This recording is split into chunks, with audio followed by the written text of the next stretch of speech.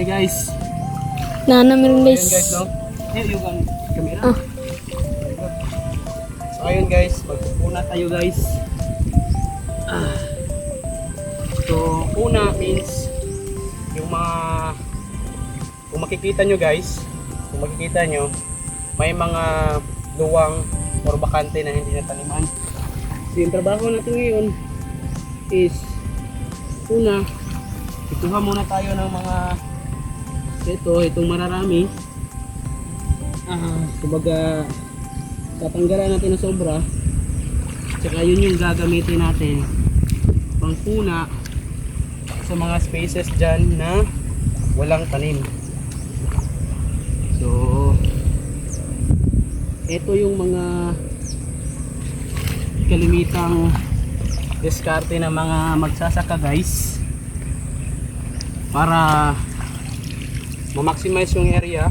Tapos kung wala ka namang pangpuna na pananim or yung mga sobra-sobrang pananim na pwede mong ilagay sa mga puwang, kumuha ka na lang doon sa mga maraming guys. Para nito guys, eto may bakante dyan, so dyan mo nalagyan, diba?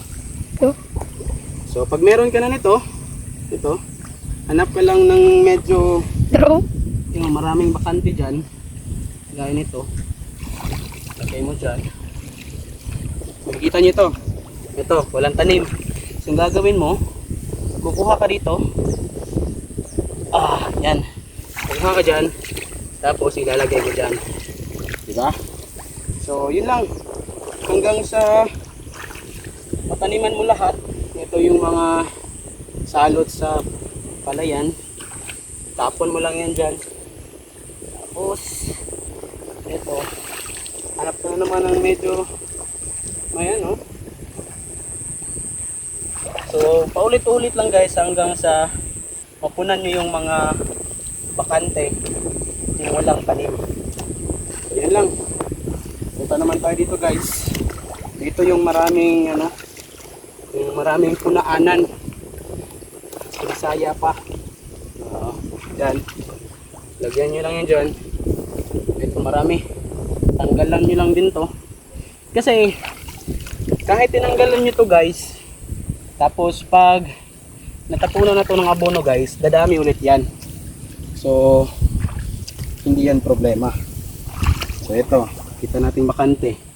Sayang naman pag hindi natamnan. So lalagyan natin yan. Yung pinagkunan natin ng mga ito nag-iisa lang siya. So dagdagan natin siya para may kasama siya.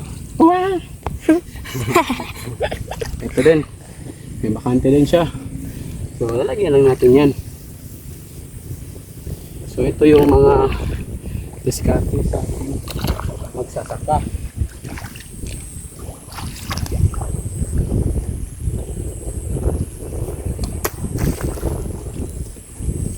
Dito tayo magtatanim.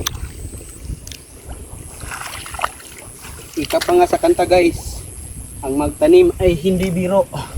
Pero pwede ka namang magbiro pag nagtatanim na. Diba? Yun yung kahit magsasaka lang kami, masaya pa rin. Kasi alam mo nyo naman yung buhay guys. Yung buhay natin, maiksi lang. Kung ilalaan nyo pa yan sa lungkot, sa alam mo na, yung magpupuntahin ka kasi bakit ganyan, bakit ganito. Ang marami ganyan. Yung mindset natin dyan, kala ko wala natin yan. So tuloy lang tayo talaga. Ito, pag ganito yung pagkakuha nyo guys, pag tinanim yan ulit, mamamatay lang yan. So itatapon nyo yan at kukuha kayo ng yung meron na talagang ugat para pag nilagay nyo, alam nyo mabubuhay dyan. So yung pattern ng pagkakatanim, yun lang din yung susundin nyo. Yun dyan, kaya na to, nag-iisa lang siya. So bigyan mo siya ng kasama.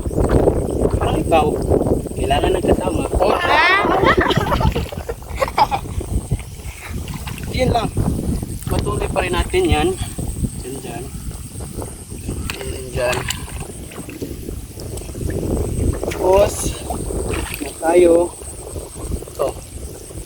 Kung mapapansin nyo guys, marami nag-iisa dito guys. Kaya tayo naman, bibigyan natin sila ng kasama. Kasi isipin mo, pag ikaw lang mag-isa guys, para ka ng para ka ng buwang dyan. Kailangan kasama, kang kausap. Paano ka sasaya? Eh dapat, mayroon kang kasama. Ba? Yung mga damo dyan, yung hindi namatay nung pagbao. Ano bang Tagalog ng pagbao? Comment down below na lang guys. Ano kasi, isaya kasi kami guys eh. Okay, ganito kalalim yung tubig guys.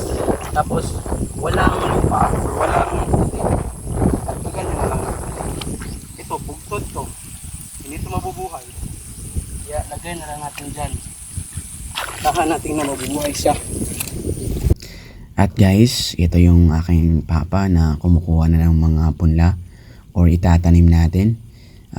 Kung mapapansin nyo, napakarami niyan kasi yan yung taguran namin kung saan namin tinatanim yung mga binhi ng palay na kami nagsimula.